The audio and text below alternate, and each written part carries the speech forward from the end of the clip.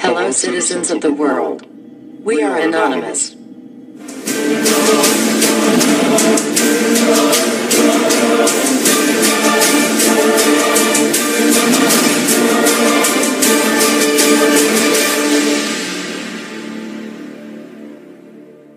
Dear brothers and sisters, tonight we have with us a guest from Norway. 1 year ago, the 10th of October 2011, the police unlawfully arrested him and charged him for several serious matters. He was held in solitary confinement for several days, and spent a total of 2 weeks in jail. At the end of June 2012, the police decided to drop all charges, except for storing a soft gun in the back of his van and a few grams of cannabis not containing any THC. For the sake of his family, job and life in general, he will prefer to stay anonymous. So we will call him George. Tonight we have him with us on Skype. George, are you with us? Yes, I'm here. Hello and greetings to all brothers and sisters watching. Thank you for having me on. George, please tell us, what did you do to get arrested? What really happened today? Well, I was parked in a public area just outside the police station. After a short while, a police car came and 2 police officers started asking me lots of questions. They wanted to know what I was doing, and I told them I wasn't really doing much. And they weren't satisfied with my answers and said they wanted to check out my van. I asked them if they had any probable cause or any legal right to do so. They claimed they had, while I made it clear to them that I did not consent to any search. What did the police discover in the back of your van? Was there anything illegal to be found? No, they didn't really find anything illegal, but I must admit I had several unusual items. Such as what? Oh, I had some latex masks, bulletproof vest, handcuffs, soft gun, ID card for the secret police service, some walkie-talkies, and, well, I don't remember in detail, but there was more. Very special items to carry with you. Why did you have all this stuff? And what were your intentions? Yes, very special items indeed. When seen together, I do understand it could be regarded as alarming, but the bulletproof vest, the handcuffs, walkie-talkies was related to my job as a security guard, while the latex mask and ID card for the secret police service was just props for a movie I was planning to make. Fortunately, I could prove to the police that I had files and folders on my computer regarding this project, and I could also prove that I previously had tried to contact the police to find out how to use ID cards as props without breaking the law. If not, I could have gone to jail for several years. And let me just add that the ID card they found does not exist in real. It was just a made-up graphic design printed on the card. But why drive around with all these special items in your van? You must admit it's kind of suspicious. Well, yeah, kind of suspicious.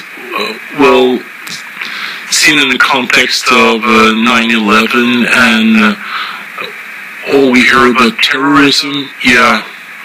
But still, these were all legal objects.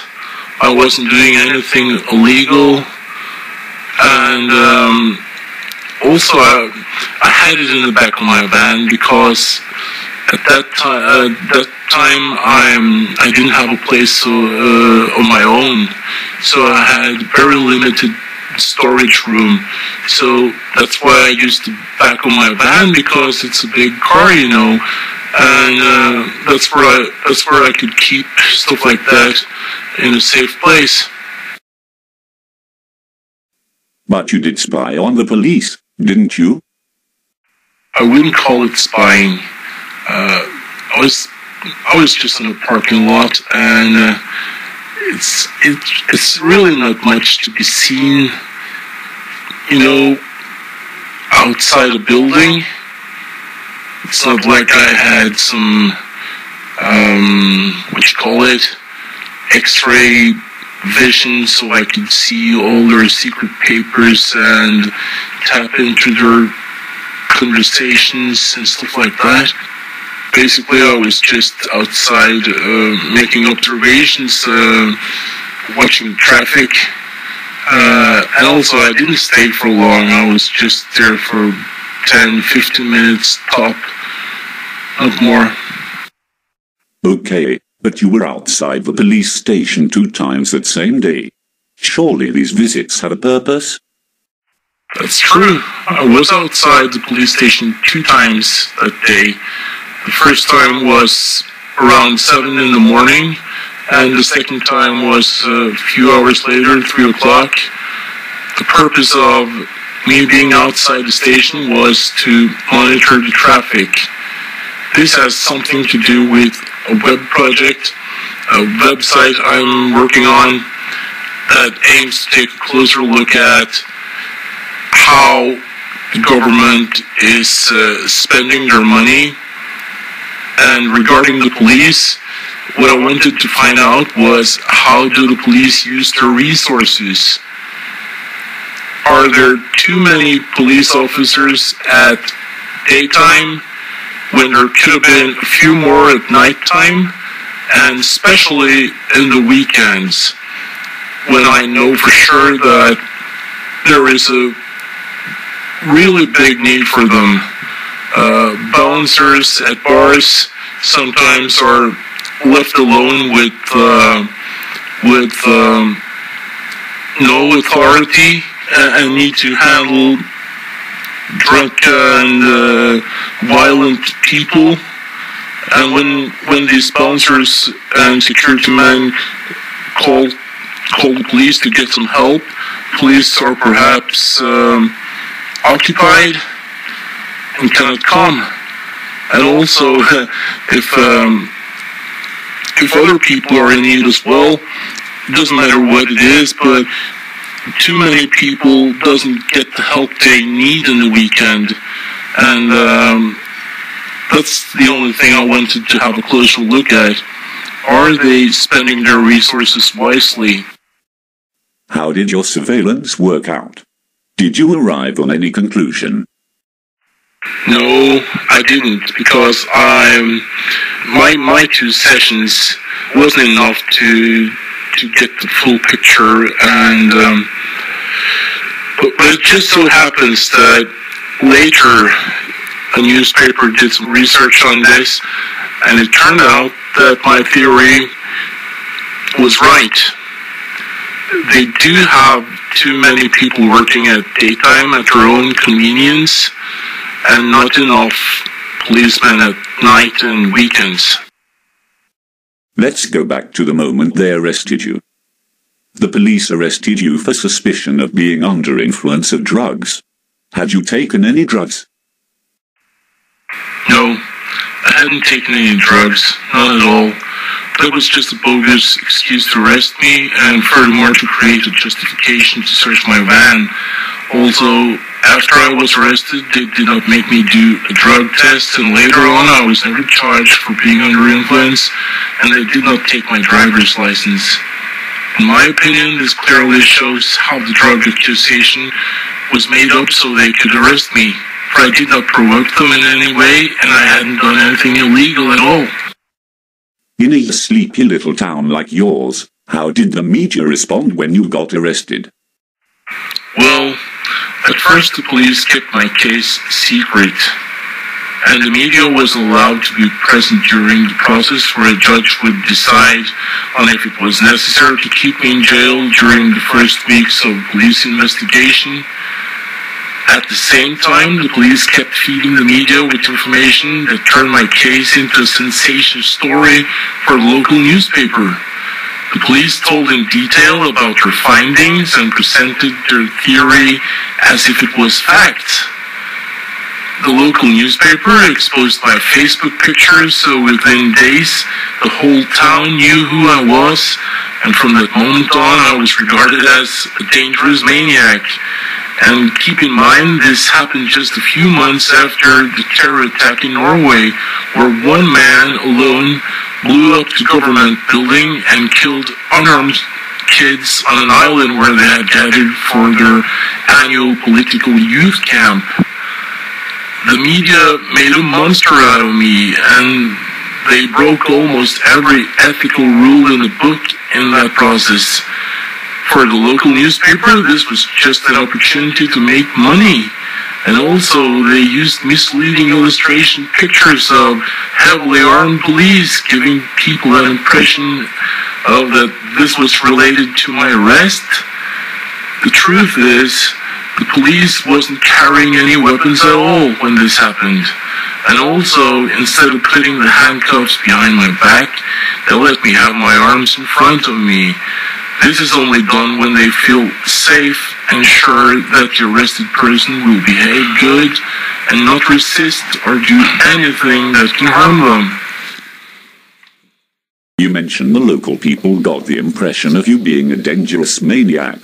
How has this affected your social life, work situation, and your life in general? The worst thing that happened was my ex-fiancée denying me to see my baby son. That was really the worst thing that happened.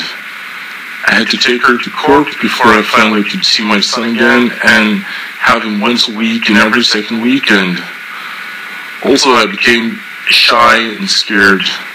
I was afraid of going to the grocery store, afraid of meeting people. I clearly noticed how people avoided me and stopped greeting me. People deleted me from their friends list on Facebook. I wasn't any longer included in any situations other than being a topic for the town's gossip.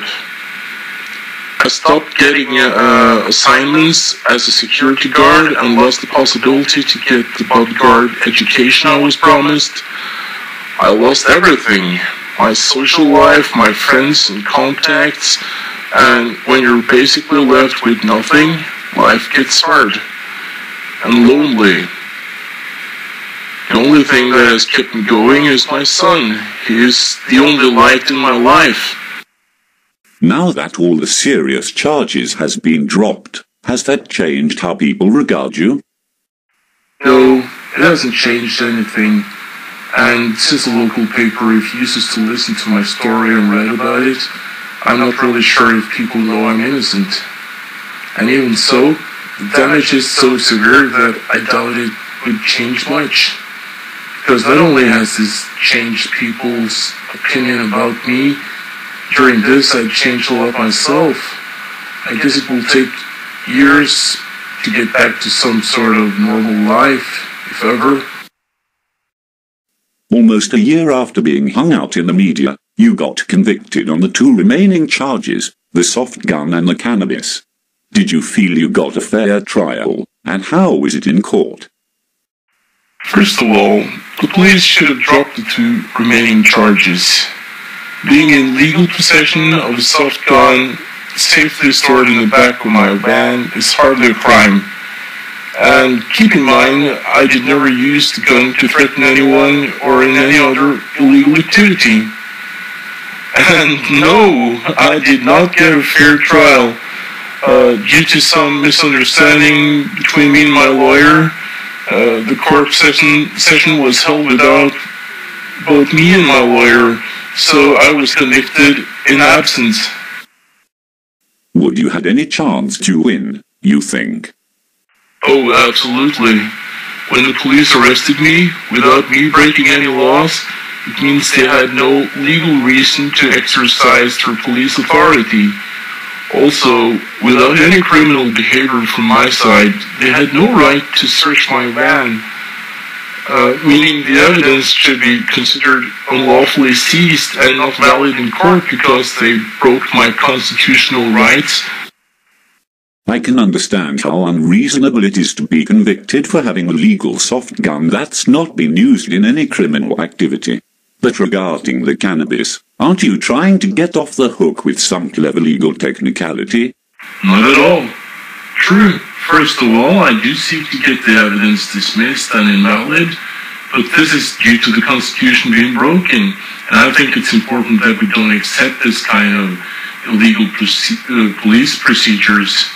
And second, the cannabis was not in my car, it was locked away in a box at my parents' place. My reason for having it was to use it in illustration photos and as props in the movie I was working on. I would also like to say that this cannabis was not something that would make anyone stoned or high. It contained no THC. I could best compare it with being caught with a bottle of alcohol-free beer back in the Prohibition time. Now, would that be a crime?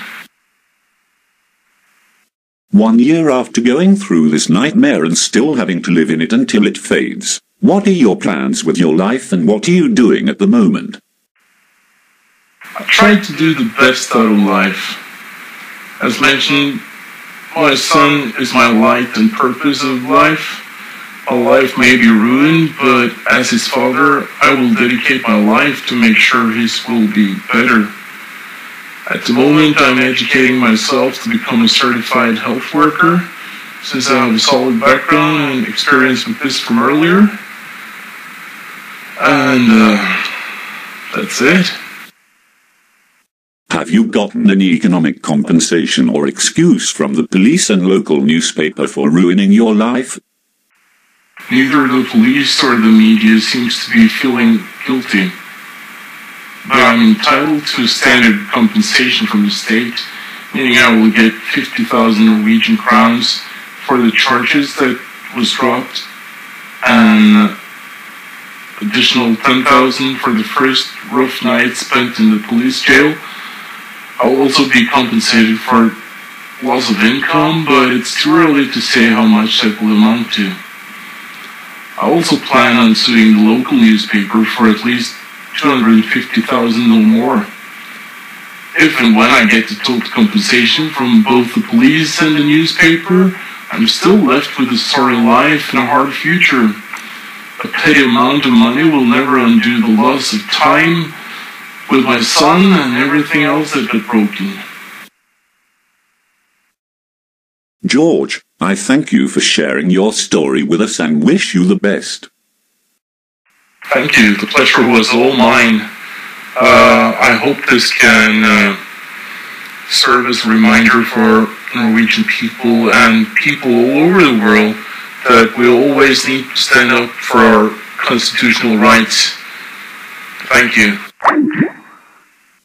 And to our brothers and sisters out there, may I suggest a little team effort regarding the local newspaper that bullied our friend George. That was all for now. Thank you for your attention. We are anonymous. We are legion. United as one. Divided by zero. We do not forgive censorship. We do not forget oppression. Expect us.